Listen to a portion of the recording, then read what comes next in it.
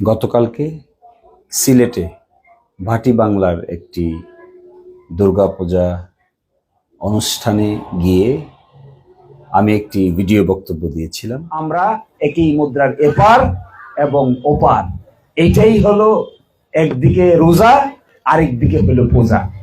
এই রোজা এবং পূজা মিলে বাংলাদেশ। এই বিষয়ে অনেকেই ফেসবুকে কথা বলছেন, তাই আমি আপনাদেরকে একটি স্পষ্টীকরণ করার জন্যই বলছি। আপনারা দেখবেন যে আমি যে প্রেক্ষাপটে বলেছি সেই প্রেক্ষাপটটা হলো যে মোরা এক বৃন্তে দুটি কুসুম, হিন্দু মুসলমান, মুসলিম তার নয়নমণি, হিন্দু তাহার প্রাণ। এটি বিদ্রোহী কবি কাজী নজরুল ইসলামের একটি কবিতার উদ্ধৃতি। এবং বাংলাদেশে হিন্দু মুসলমান মিলেই বাংলাদেশ। এটাই মূলত বাংলাদেশ হলো বৃন্ত, তার কুসুম হিন্দু, তার কুসুম মুসলমান, এটিই বোঝানো হয়েছে এখানে। তার সাথে সাথে একই মুদ্রার এপিঠ এবং অপিঠ, অর্থাৎ বাংলাদেশ যদি একটা মুদ্রা হয় তাহলে এই মুদ্রায় মুসলমানরা বসবাস করেন, তারা রোজা পালন করেন, হিন্দুরা বসবাস করেন, তারা পূজা পালন করেন। এটি একটির সাথে আরেকটি মিলানোর বিষয় না, এটি যে যার ধর্ম সেটি পালন করবে।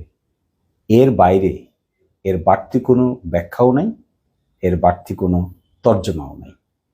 ফলে আমি মনে করব যে আপনারা যদি কেউ ভুল বুঝে থাকেন তাহলে বক্তব্যটি যদি শুরু থেকে শেষ পর্যন্ত আবার দয়া করে দেখেন তাহলে আমরা কৃতজ্ঞ থাকব। আর শুধু একটি কথা বলবো যে সাম্প্রদায়িক সম্প্রীতির এই ভাটি বাংলায় কারো ধর্মে কেউ হস্তক্ষেপ করে না, যে যার ধর্ম স্বাধীনভাবে পালন করে। আমরা রোজা পালন করি, এটি আমাদের ধর্মীয় বিধান, এটি আমাদের 5টি স্তম্ভের একটি স্তম্ভ। আর তারা পূজা পালন করে, এটি তাদের শারদীয় দুর্গোৎসব এবং এটি তারা অত্যন্ত বড় করে পালন করে। এখানে কনফিউজ করার কিছু নেই, এখানে একটির সাথে আরেকটির মিলানোরও কিছু নাই।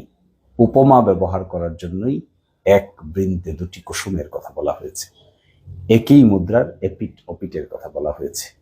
আর এই মুদ্রার নাম হলো বাংলাদেশ। এখানে সকল ধর্মের মানুষই বসবাস করে, বসবাস করছে, বসবাস করবে মিলেমিশে। আর ভাটি বাংলা তার জ্বলজ্জন্ত উদাহরণ। আশা করি এই বিষয়টি এখানে সকলেই ইতি টানবেন। ধন্যবাদ সবাইকে।